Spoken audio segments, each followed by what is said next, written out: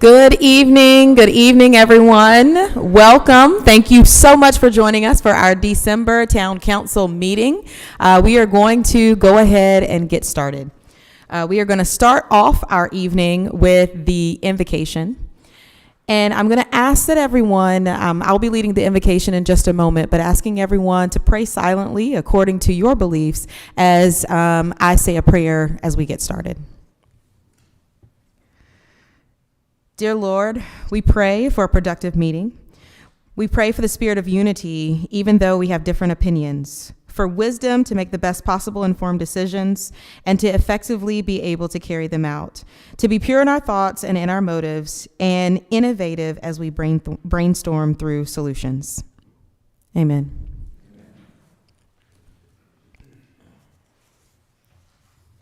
Next is our Pledge of Allegiance, and tonight we are pleased to welcome Jake Stewart, a member of Troop 365, who is going to lead us in our Pledge of Allegiance. We are going to learn a little bit more about Jake in just a moment, and talk and hear about his contributions to Knightdale. But at this time, I invite him up to the podium to lead us in the Pledge of Allegiance.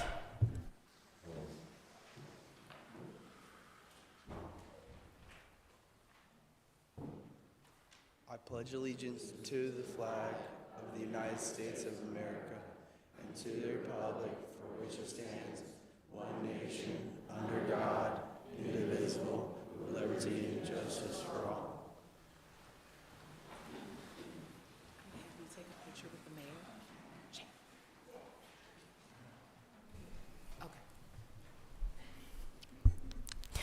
Thank you so much. And now we're going to jump into the adoption of the agenda. Any changes to tonight's agenda? Any comments or motion to adopt?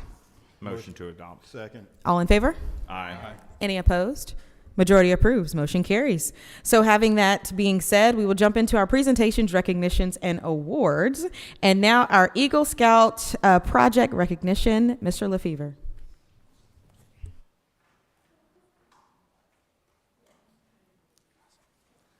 Mayor, Council, thanks for having us tonight. I'm really excited to talk about Jake, which we already did a great job with the pledge. Fantastic work. Thanks for doing that. Jake came to me in August looking for an Eagle Scout opportunity somewhere within the town, whether it's Parks and Rec, a project at the environmental park, or whatever it might be. He also mentioned to me how he loved playing baseball in our programs from ages, I think, 11 to 15, give or take. And we thought, we have Knightdale Community Park, have a little bit of, some beautification we could do over there, and that's what we went with. So I'll go through here real quick, a couple pictures. Jake was able to accomplish the largest Eagle Scout project we had at Knightdale Community Park since 2009. He had 3 different projects that he really focused on. He renovated Field 1's visitor bullpen. He put a new roof and bench at our ticket booth as you walk in where the high school has their games. And he also repaired a backstop on Field 1 in our home bullpen. You can see some before and after pictures. You can definitely tell we needed a little TLC there, and him and his team did a phenomenal job. Got another couple pictures here. Troop 365 with Jake's leadership really did a nice job with our facilities, and we look forward to having this project there for a long time. So really appreciate it, man. Awesome.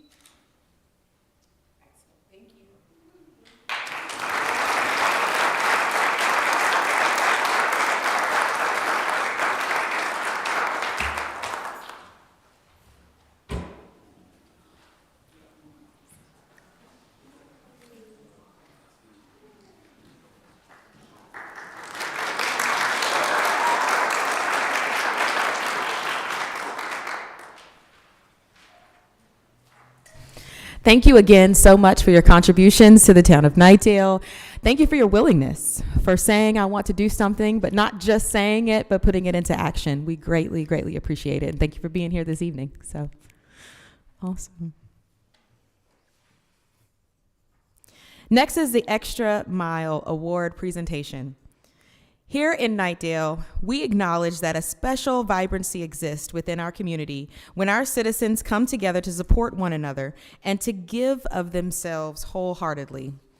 Last month, I joined mayors across the nation in issuing a proclamation deeming November 1st as Extra Mile Day. Extra Mile Day is an opportunity to celebrate and acknowledge people doing exceptional work in their homes, their workplaces, and communities. On November 1st, Knightdale joined over 550 cities in America to celebrate Extra Mile Day, shining a light on those who have gone the extra mile and encouraged others to do the same. Tonight, the council and I are honored to recognize a special member of our community who has gone above and beyond this year, exemplifying the true spirit of service, dedication, and leadership. Sandy Dabrowski is a long-standing member of the Two Green Thumbs Garden Club here in Knightdale, and someone who has truly gone the extra mile in her timeless work. Sandy manages 10 community gardens right now here in Knightdale. Through this work, she mentors countless novice gardeners, sharing her knowledge with patience and enthusiasm. Through her guidance, many have gained confidence and a passion for community service. Sandy serves as the liaison between the garden club and town officials for numerous events and oversees the club's fundraisers and awards committee. I could give more examples of the work that Sandy has done in the community, but instead I'd like to share a few comments her peers provided that speak to what her service means to our community. What sets Sandy apart is her remarkable ability to lead by example.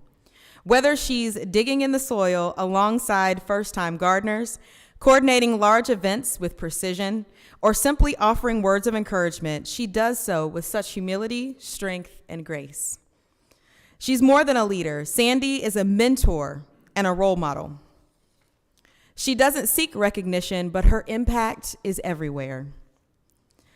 For all the seeds she's sown, the lives that she's touched, and the extra miles she's walked every day, I can't think of anyone more deserving for this award. Sandy doesn't just fulfill her roles, she goes the extra mile in every aspect. Her vision, her work ethic, and heart have not only nurtured beautiful gardens, but have also cultivated a stronger, more connected, and inspired community. So at this time, I would ask that everyone give a round of applause for Miss Sandy Dabrowski, Knightdale's 2025 Extra Mile Award recipient.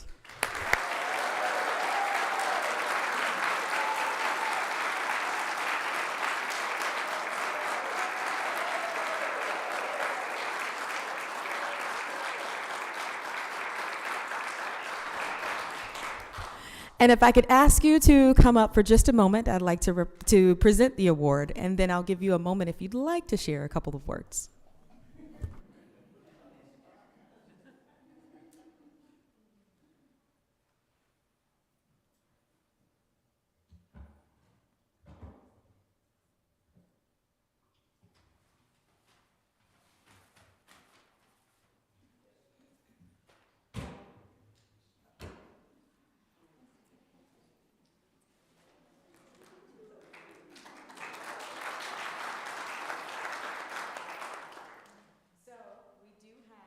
Certificate that we'd like to give to Quinn, and we also have a plaque here that we would like to give to you. So this is the Extra Mile Award 2025, presented to Sandy Dabrowski for your volunteerism and outstanding service in the community.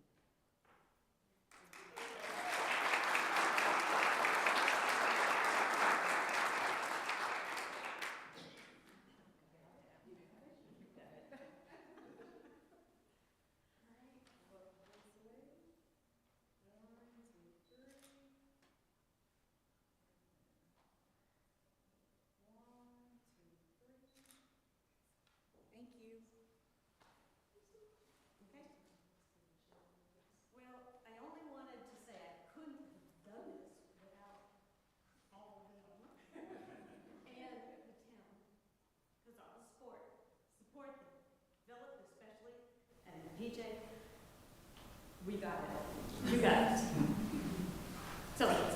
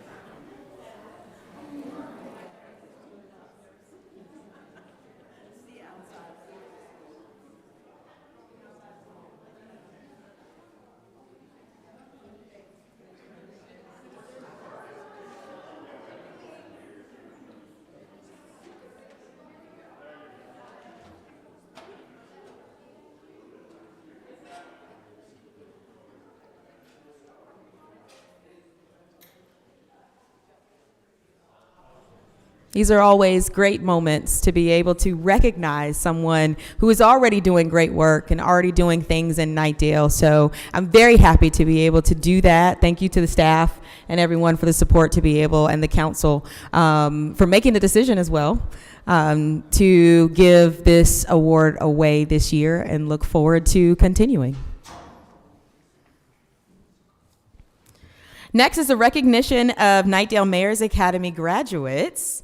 So tonight, I am thrilled to share updates from our 2025 Knightdale Mayor's Academy and recognize some of the graduates who have joined us this evening. The Knightdale Mayor's Academy was created in 2022 to offer residents a unique opportunity to learn about local government, interact with elected officials and town staff, and gain firsthand knowledge of town services. This year's academy began back in July, and they completed their final session in November. Last week, we celebrated their accomplishments with a graduation banquet. Over the course of 9 sessions, participants in the Mayor's Academy received an overview from town departments, including administration, public works, fire, police, parks and recreation, development services, human resources, finance, and community relations. This year's participants were able to meet with and ask questions of local representatives, school board members, county commissioners, and judges. They visited the fire station, and they learned how to operate a fire hose and the jaws of life. They had hands-on experiences and role-played real-life scenarios with the police department. They were also tasked with the challenge of building a community, making tough budget cuts, conducting job interviews, and reading from a teleprompter for a promo video. I'm so grateful for this amazing group of residents who committed to the Mayor's Academy this year. I hope each of you have gained a better understanding of your town, of the services that are provided, and the many dedicated staff members who work here. Your engagement in this community makes us so proud. So at this time, I'd like to invite the 2025 Mayor's Academy participants who are here this evening and who are joining us up. If you could stand for applause.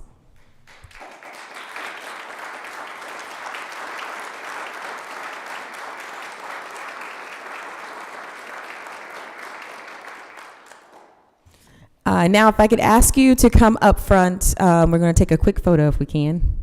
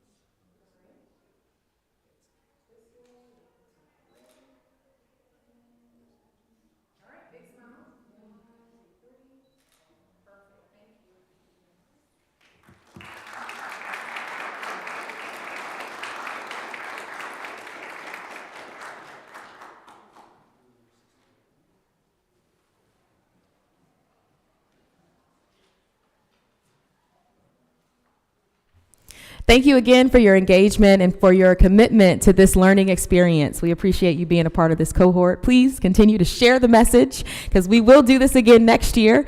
And I've already heard that many of them have signed up for some of our other academies, so glad to have you back and looking for other opportunities to be engaged in the town. So we appreciate you. Next, we move to the FY25 audit. Ms. Rim.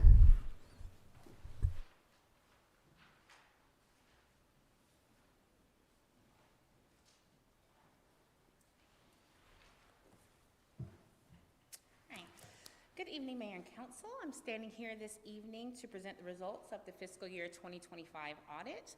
We have Shelton Ennis, who is a partner with Joyce & Company, which is our external audit firm that was engaged for this fiscal year.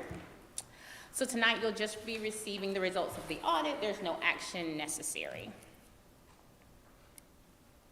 So for tonight's agenda, we'll have the auditor communications and the audit process and results given by Shelton, and then I'll come back to talk through our financial performance, go through some summary of other items, and then we'll have question and discussion if you guys see fit.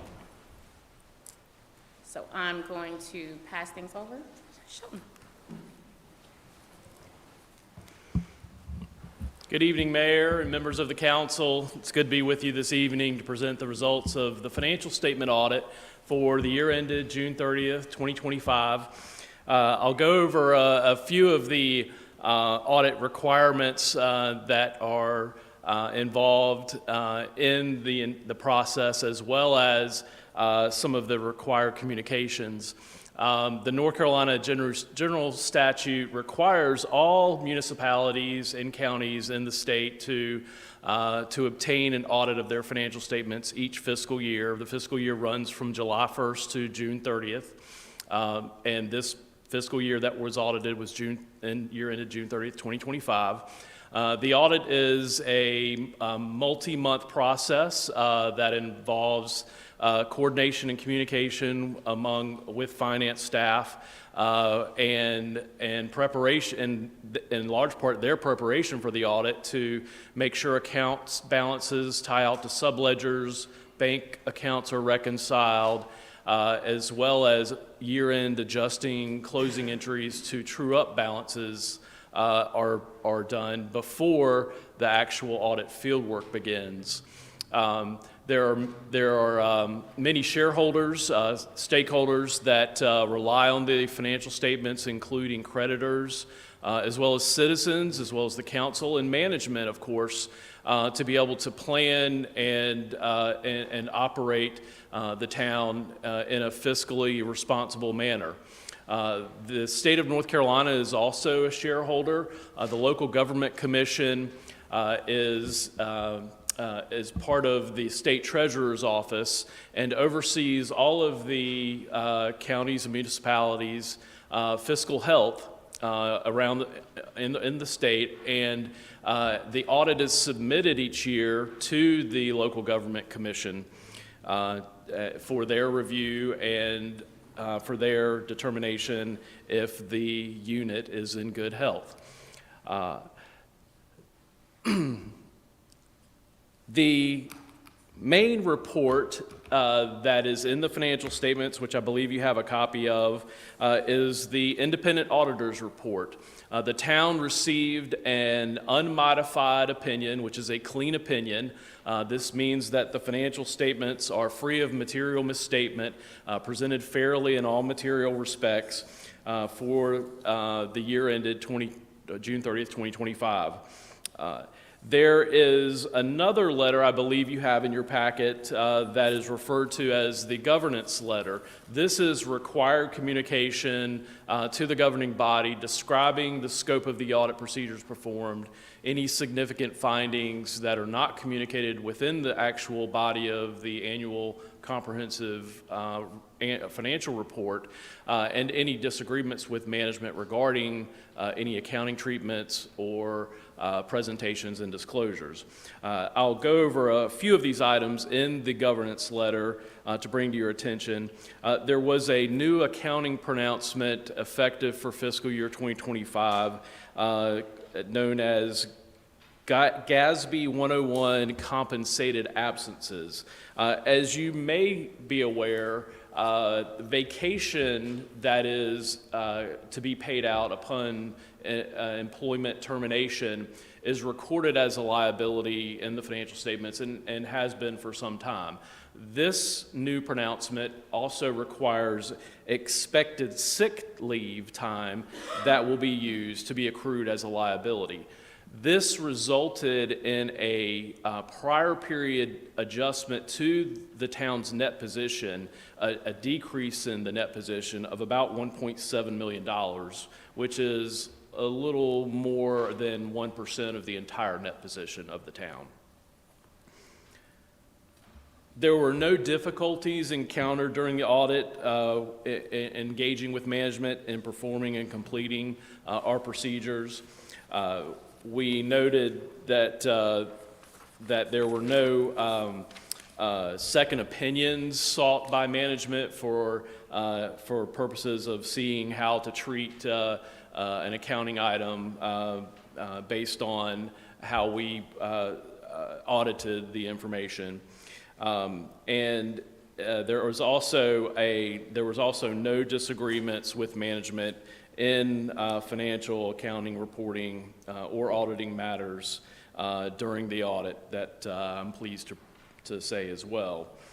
With that, I want to also mention the local government commission has a data input that is prepared after the audit's completed that summarizes a lot of the financial information to determine the fiscal health and will generate benchmarks that are known as financial performance indicators of concern.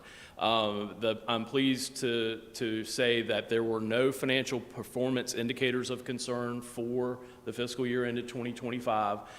There was a financial performance indicator of concern in the prior fiscal year where there were bank reconciliations that were not timely performed, as well as reconciliation of subledgers to the financial statements and timely review.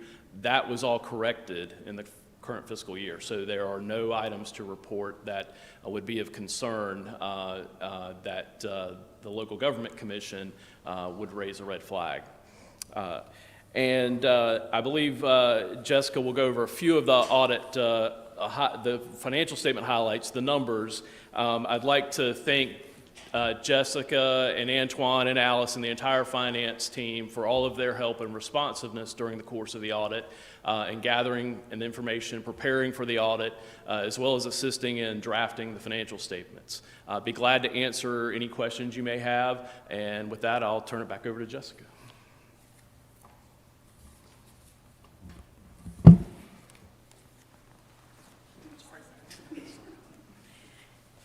Thanks, Shelton.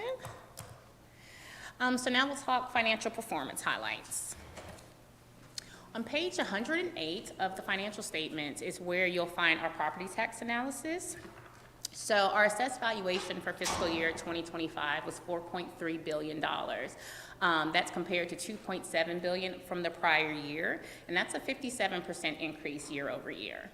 Our tax collections came in at $18.9 million for FY25, and that is an increase of $6.5 million from the previous year. Knightdale is continuing to grow, and that's being reflected in our property tax revenues. Now, we do have a 99.62 levy collection rate, which is very strong, and that is consistent with our collection rate that we had in the previous year. As well, it is right on par with the statewide average, which is 99.66%.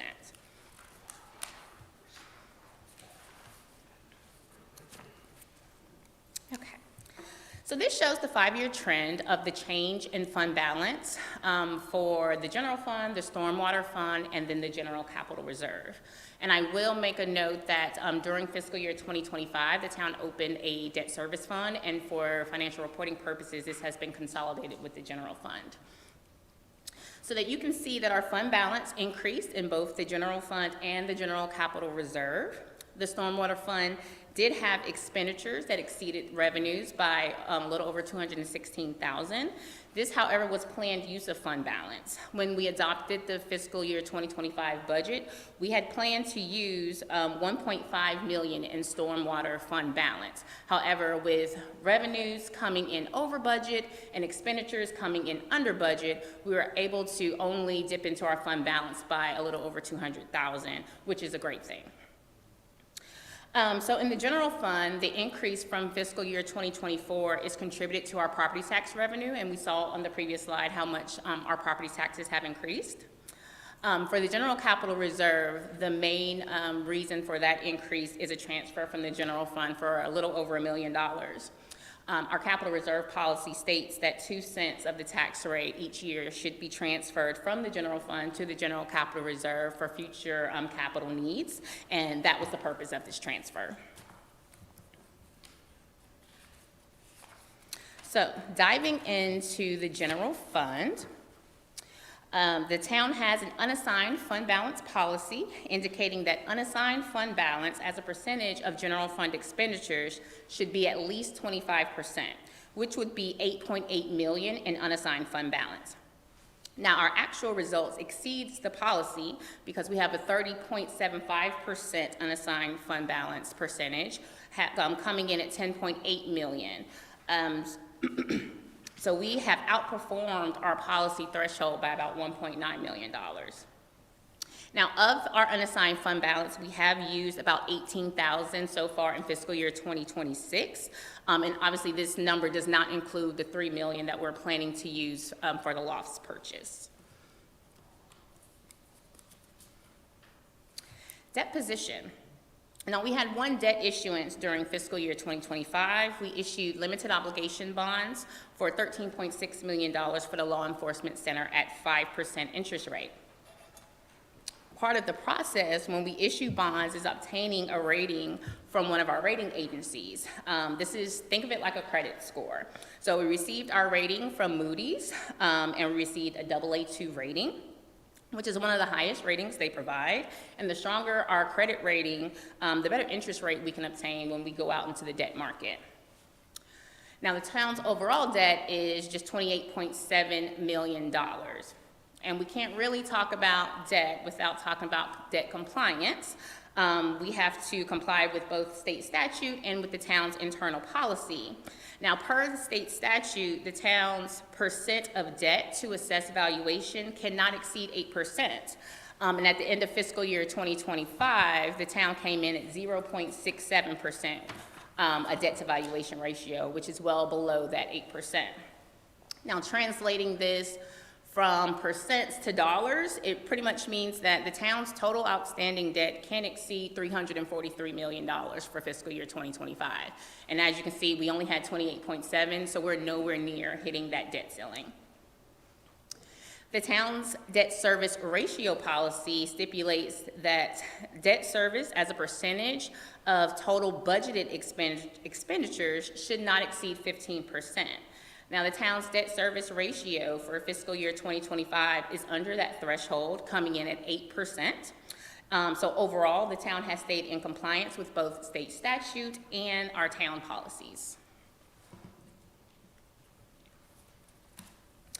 Now, subsequent to the fiscal year, but prior to the release of our audited financial statements, the town issued another, went into another debt issuance for $950,000 with PNC Bank.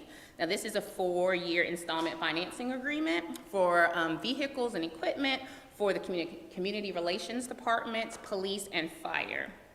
This loan has an interest rate of 3.66%. So again, we're benefiting from having that strong credit rating.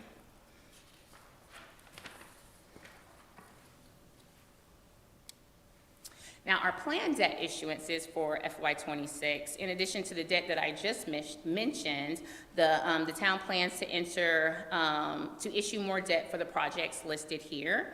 The timelines for these issuances have not been fully developed as of yet, but we anticipate that both of these will happen prior to the end of the fiscal year. And we'll be working with our financial advisor to kind of true up those timelines in the upcoming months. So overall, our key takeaways is we have a very strong property tax collection rate. We have the benefit of being in Wake County, and they do a great job collecting property taxes on the town's behalf. We also have strong sales tax revenue. That's another benefit of being in Wake County, a county that has seen significant growth over the years. Our financial reserves are strong. Our credit rating that we received in 2025, as I mentioned before, is one of the highest that they give out. And our unrestricted cash, we have solid unrestricted cash with $15.3 million for the general funds and $3.3 million for the general capital reserve.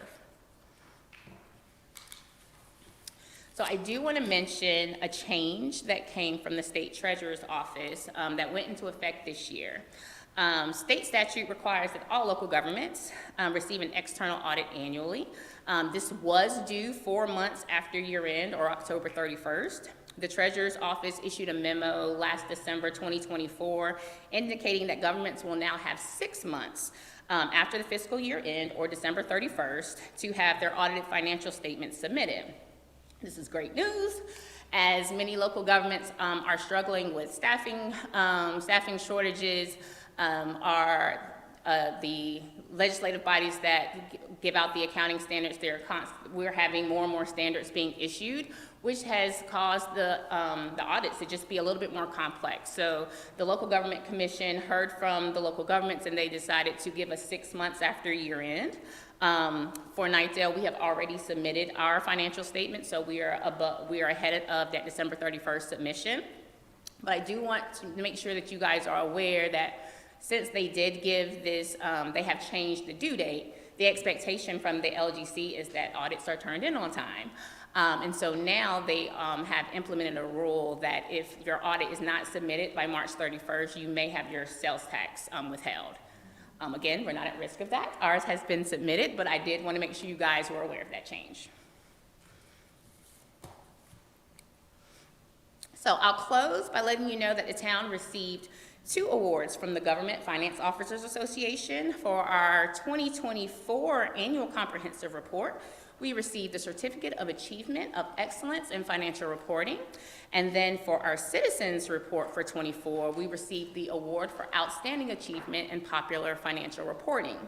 Now, the Citizens Report is a condensed version of our financial statements. It's very user-friendly or reader-friendly so that the average reader can understand the financials of the town and doesn't have to go through our larger ACFR.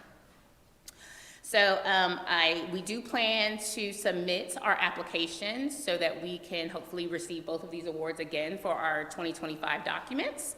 And we'll be doing that in the next couple of weeks. I want to give a thank you to all the town staff, and much appreciation goes to the finance department for their commitment to Knightdale and their hard work they have put in over the past year so that we have the results that we have that I've shown you tonight.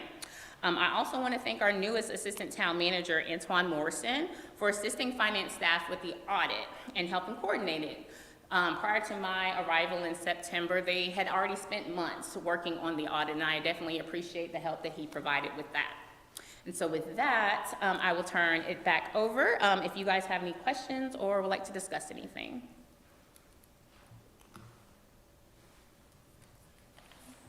Comments? Thank you for all the work that you all have done in putting this together. We are always so excited to see our audit findings come out and be clean. But I do have a question regarding the item, the note 7. I know that was due to the GASB was due to a statute change. We've made, I'm assuming, that adjustment in our 25-26 budget to where we don't have to have a deduction from general fund or from our fund balance, correct? I'm sorry, could you repeat the question? So the item that was noted in note 6 on the financial statement about the statute change concerning the GASB statement? Yes. Okay, so is that was for 24-25 budget that we end up having to take a dip out of fund balance, is that correct? So when you're alluding to what Shelton mentioned about we had to restate net position. So that is happening at our full accrual financial statement. So what we budget for is the modified accrual, or we don't have to put in as many of these accounting adjustments. So that did not affect our unassigned fund balance or the general fund's fund balance at all. It's in Exhibit 1. That's where you'll see that. And that is for the government as a whole. Okay. So that's not something that we had to budget for. Perfect, thank you.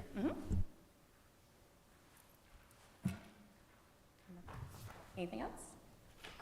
Any Thank others? you all. All right. Thank you so much.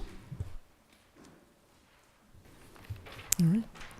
And I just want to give a special thank you. Thank you, Ms. Rim, and thank you to our Assistant Town Manager, Mr. Morrison, for all of the hard work for this year. We're so glad to have you in the town of Knightdale. We appreciate you jumping right in this busy time and accepting this and then doing an exceptional job. So just want to give you a special thank you.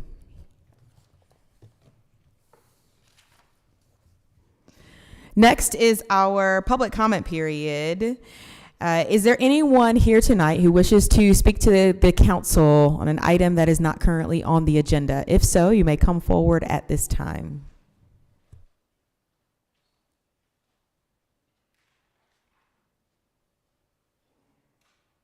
All right. If not, at this time, I'll turn it over to our town clerk, Ms. Smith, to share some written comments that have been shared. Thank you. Good evening, Mayor and members of the council. We received one written comment for tonight's public comment period. And since you've all received this comment via email, I will just briefly summarize. Judy Bennett, 322 4th Avenue, expressed concerns that the construction near her property will cause flooding and damage to her septic tank. The full comment will be included in the official record of the meeting. Thank you for your time. All right, thank you so much, Ms. Smith. Next, we'll bring it to reports on citizens' inquiries and reports on citizens' inquiries from council. Mayor Day, I did receive a concern from a property owner that I would like to share. The property owner expressed frustration over the increase of their utility bill and costs, and after discussing the matter with Bill, the property owner is on a private utility system located in our ETJ, and it's not in our city limits.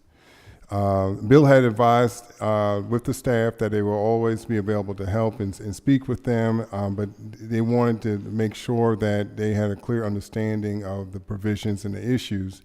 And the staff also assisted the customers by putting them in touch with the North Carolina Utilities Commission to help with their specific questions and concerns. And so what we were looking at is twofold. One, I do want to thank the staff to jump in and give some quality information in regards to her situation. But I also think that there was a really good discussion about understanding the ETJ and how that actually affects folks that do actually live in the ETJ versus the people that live in town. So I just wanted to bring that to fruition and just kind of open up the discussion, maybe give more opportunity or more information for people to understand ETJ and what all the pros and cons that go along with it. All right. Thank you for sharing those comments. Any additional comments? Just had one from a citizen talking about trash pickup along Hodge Road. That was forwarded to town staff. And I understand that there's been concerns in the past, but we've gone on a contract and there's a regular cycle of trash pickup out there. So appreciative of staff getting back on that. So if that problem should be resolved very soon. That's what I heard. All right. Thank you for that as well. Any additional comments? All right. Well, thank you for sharing. Next, we'll move to the consent agenda. Any questions, comments, or motion to adopt the consent agenda? Motion to adopt. Second. All in favor? Aye. Aye. Any opposed? Majority approves. Motion carries. We'll move to our public hearings for the evening. We will start with AN-7-25 Clifton Road Conservation Subdivision. Mr. Lewis.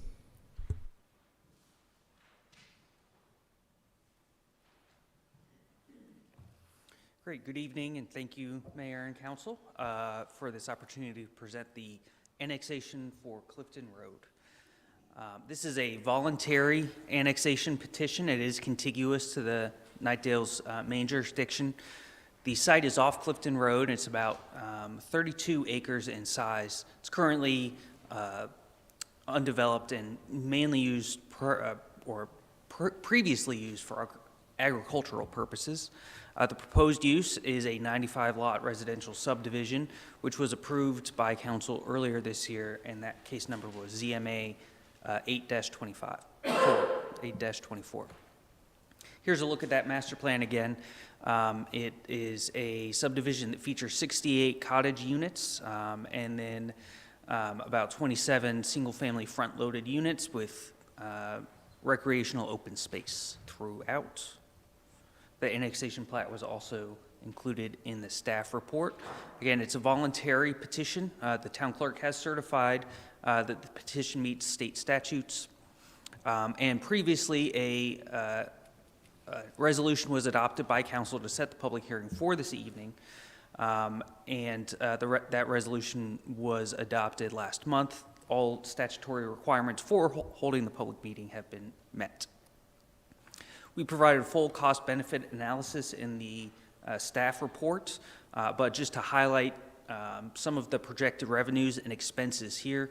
On a yearly basis, staff estimates that the total revenue for a site like this is $220,000.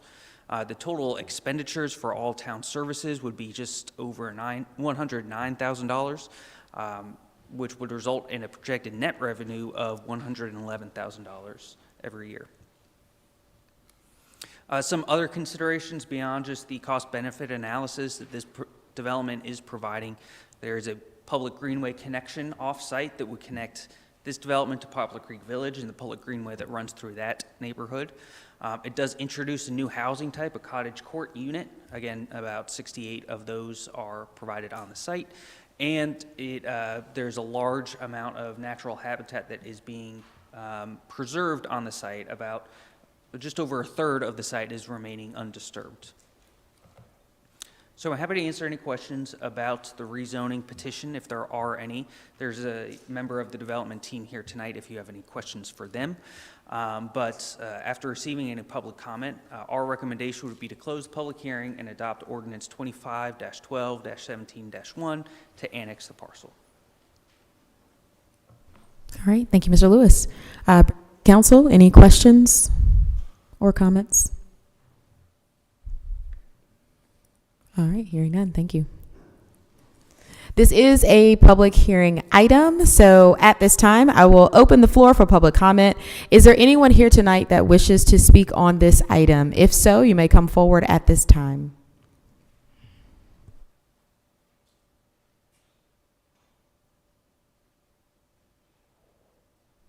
All right. Hearing none, I will bring it back to the council for any last questions, comments, or if you're ready to make a motion.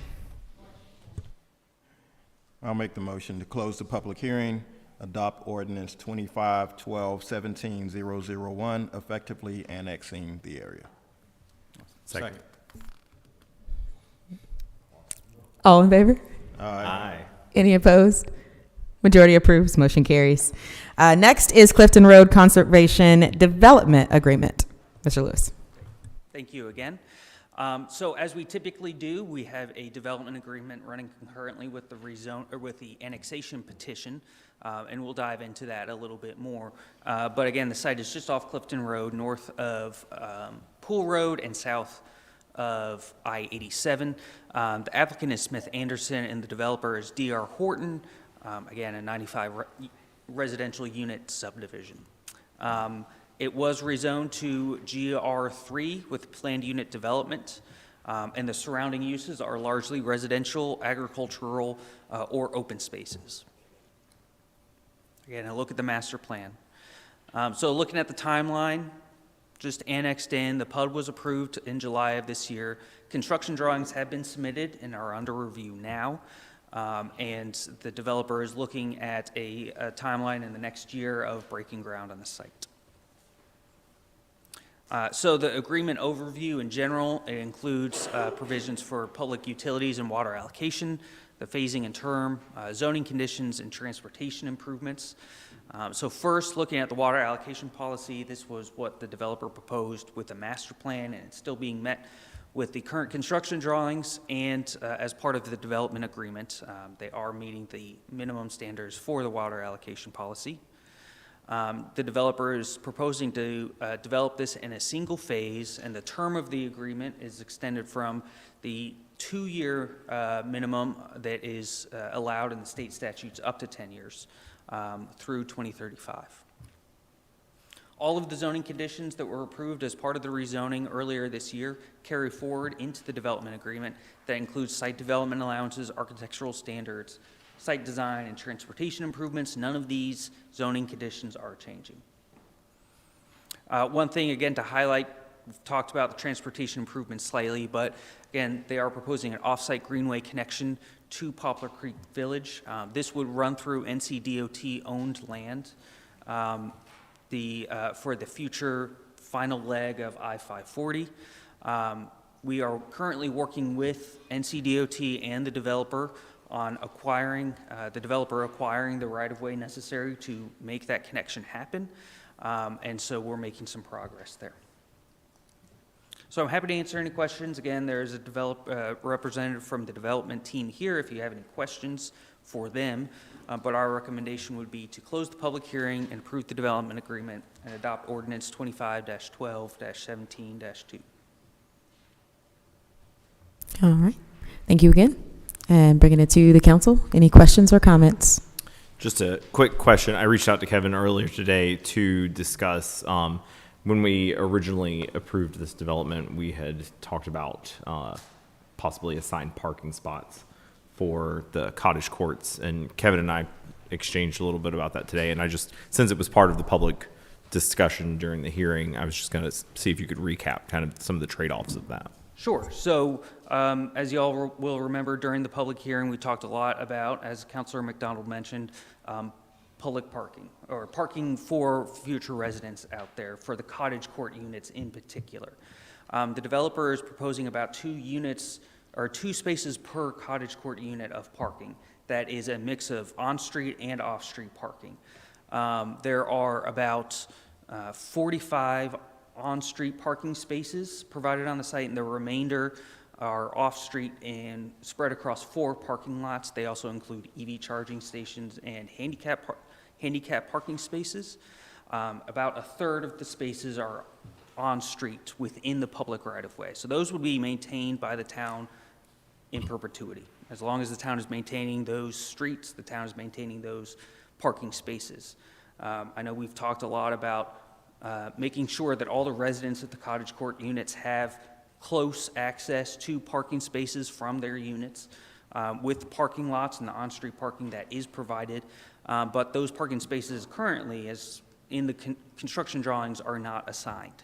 The developer has indicated that they would be willing to work with us on assigning at least one parking space per unit in the private parking lots, but we would not be able to reserve any of the on-street parking spaces. Again, those are public parking spaces maintained by the town, and we could not enforce any parking restrictions on those spaces. The developer still has to submit HOA covenants to us to review before the final plat is approved, and that is a good vehicle for making sure the parking is adequately assigned on the site. And again, the developer is comfortable with us, working with us on that, so we'll continue to work with them to make sure that those future residents have close, adequate parking provided. Thank you. Thank you for the question. Sorry, this has nothing to do with the EV chargers. You brought that up, and I just want to maybe encourage the developer in those covenants that they create for you to review, to maybe put a time limit on the EV chargers so the residents don't get into fisticuffs out there about the EV chargers. That's a great point. Well, since we're going around, I know it was a part of the points allocation, but if somebody was sort of looking at that, pickleball courts, it looked like there were, somebody might say, are there 5? How many pickleball courts are there? That is a great question. I do not know for sure, but those are located on the northern side of the site. But there are at least 2 to 4. Yeah, that's great. It just want people to know that that was points, not necessarily 5. So that was really all. But it's great that they're coming out there because they are very popular. They are. The clarity, yeah. Any additional? No. All right, I got one. I couldn't stop. All right, so Kevin, let's talk about the Greenway. So we're waiting on NCDOT for that Greenway connection approval, correct? Correct. We did get the sign off because I know there was a point of contention on that Poplar Creek section from DOT because it was a part of that 540 laydown yard or something like that. That did get approved, so there would be a seamless connection, or is that correct? That's correct. That's what we're working through with NCDOT now. Okay.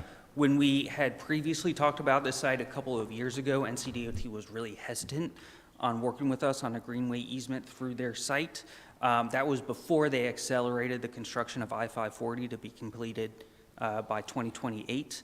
Now that that has been accelerated and plans have been approved for that full highway extension, they have a lot more clarity on what the impacts to that site are going to be.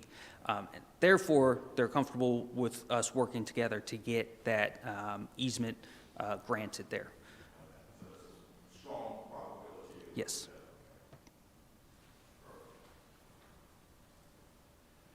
Thank you. Any additional? All right. Thank you so much. Once again, this is a public hearing item, so I will now open the floor for public comment. If there's anyone here tonight who wishes to speak on this item, you may come forward at this time.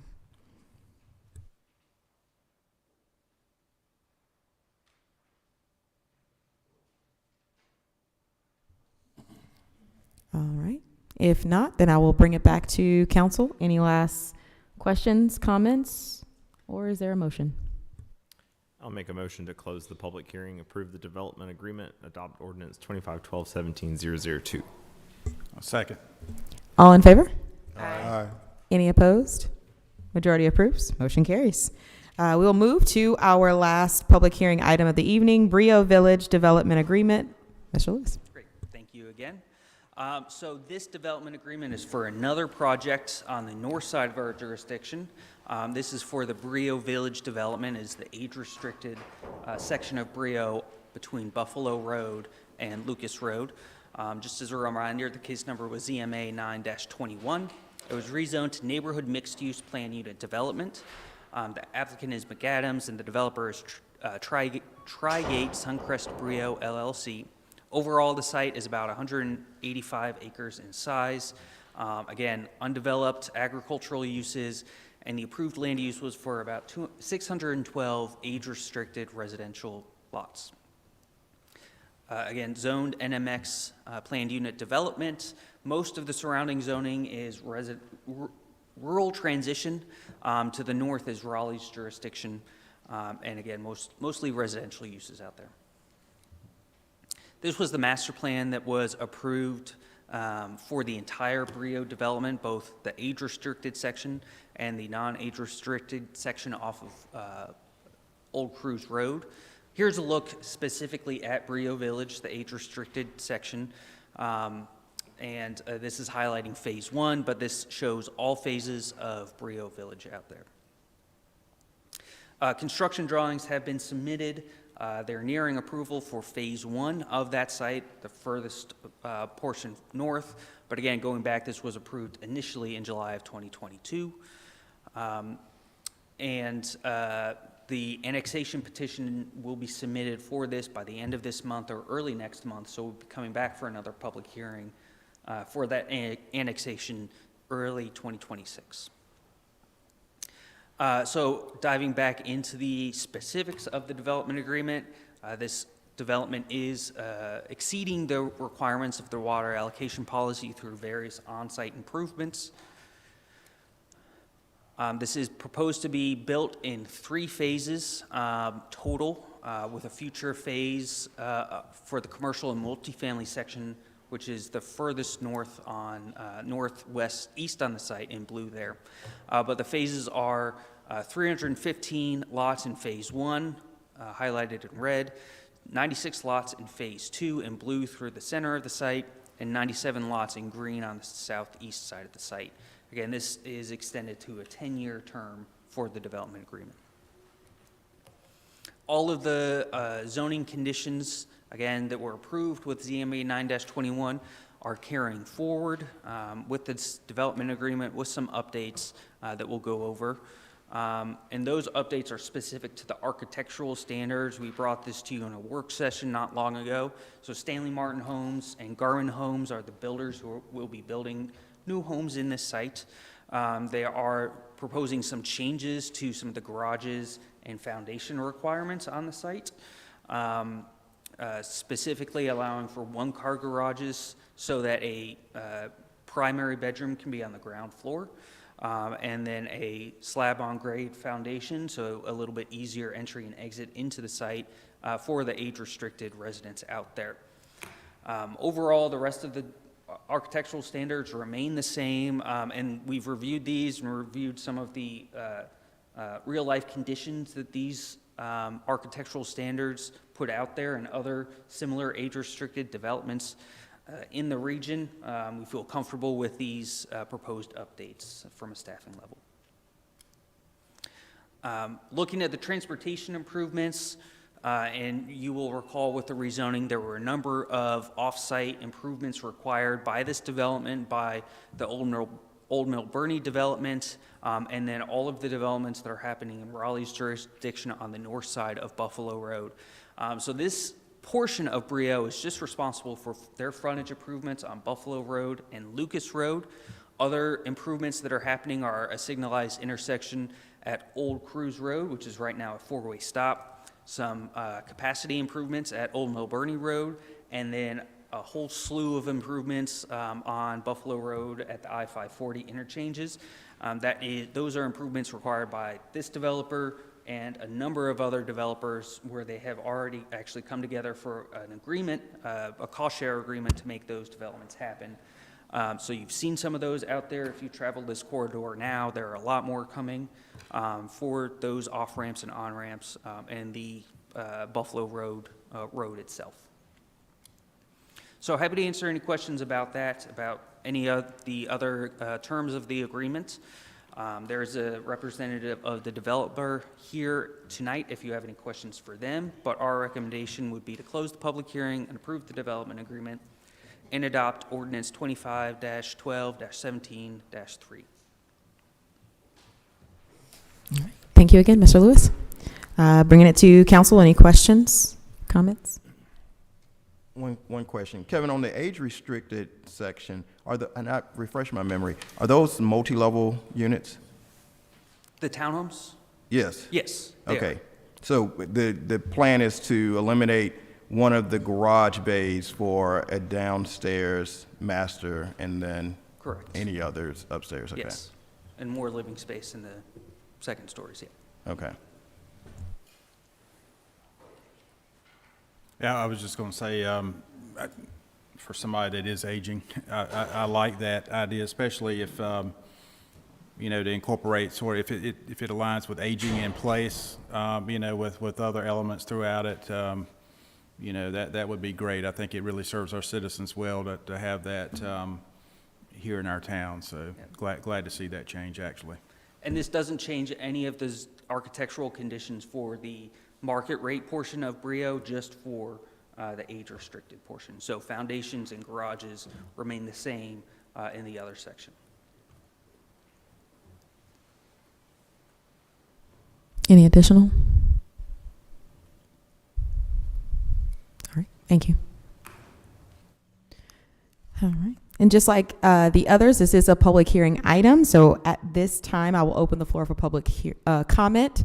Is there anyone here tonight who wishes to speak on this item? You may come forward at this time. Please be sure to have signed the speaker sheet located at the entry table. Comments are limited to 3 minutes. We do have the timer that will indicate that the time has expired. And please be sure to state your name and address for the record, please.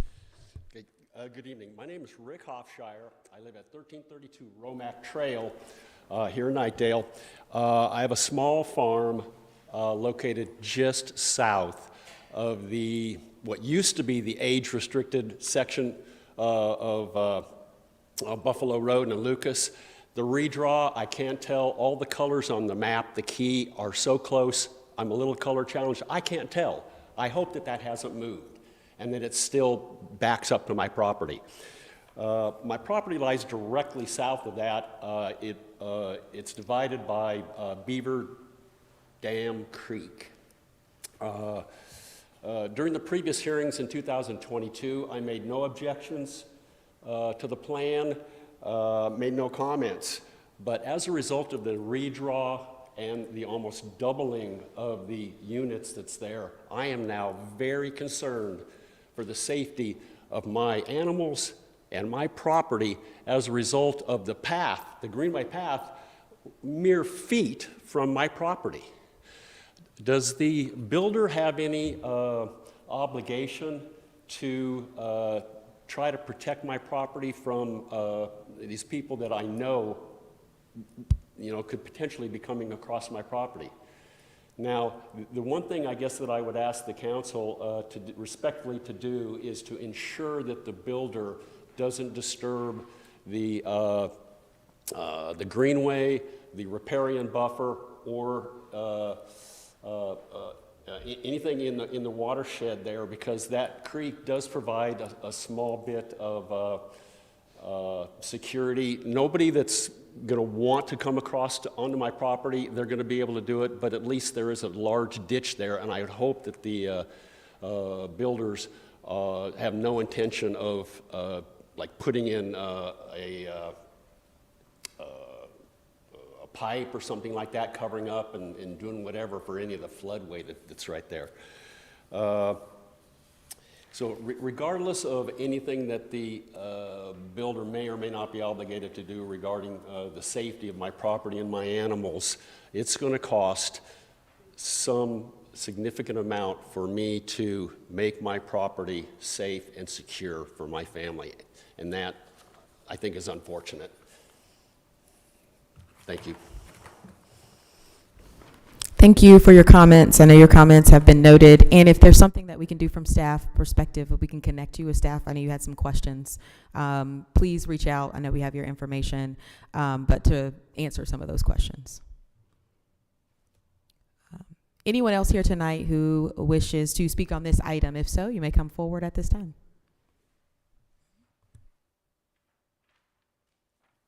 Good evening. My name is Matt Morabito. I'm at 8529 Buffalo Road. I'm on the north side of Buffalo Road, so I guess that's out of the jurisdiction. I'm not really sure what's, it's a gray area up there. I guess I'm kind of curious on the traffic patterns between Lucas Road. I'm kind of between Lucas Road and Old Cruise. Even now, nothing's even, they haven't really started anything yet. I'm kind of concerned about traffic patterns because there's a lot of stuff coming from, I guess that would be the east side, by Marks Creek and out that way. There's already a lot of traffic, and just getting out of my driveway right now is already difficult.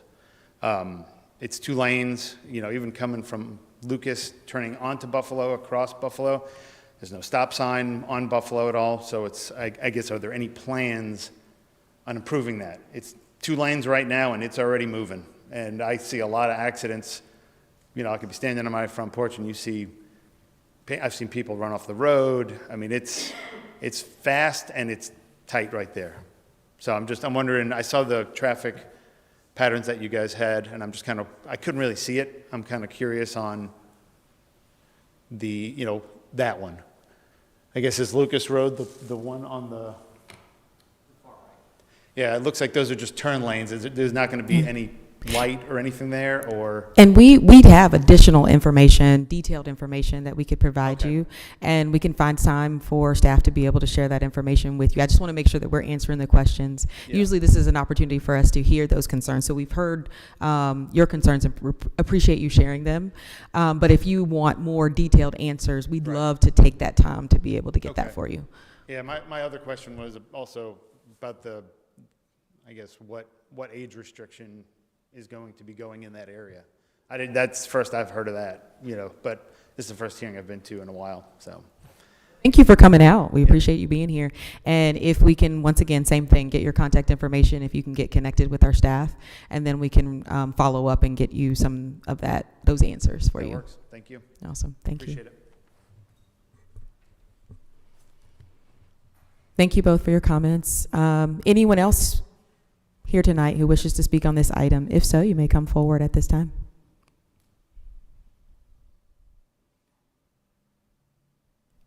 All right. If not, those comments have been acknowledged, and now bringing it back to, before we bring it back to council, at this time, I'll turn it over to our town clerk, Mrs. Smith, to share some written comments that have been received. Thank you, Mayor Day. We did receive 1 written comment for tonight's public hearing. Again, since you all have received the comment via email, I'm just going to briefly summarize. Vanden Gandhi, 8616 Buffalo Road, expressed concerns regarding access to public utilities for the development of his property, which is adjacent and upstream to this development. As with the previous comment, I just want to indicate that it will be included in the official record of this meeting. Thank you for your time. Thank you for sharing that, Ms. Smith. And now we'll bring it back to our council for any questions, additional comments.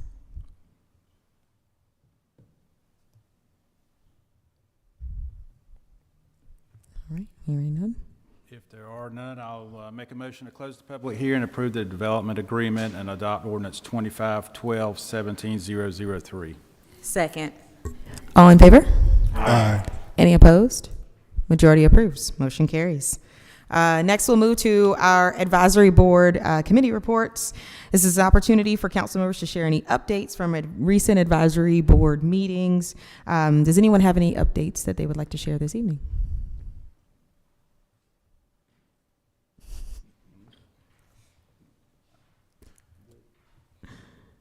All right. If not, then at this time, may I have a motion to adjourn? So moved. All in favor? Aye. Any opposed? Majority approves. Motion carries. We stand adjourned at this time. Thank you all for joining us this evening. We appreciate you being here. And this being our last meeting for the year, just wanting to wish you all a wonderful, happy holidays, happy new year. And we will see you again as we start up next year. Have a good evening.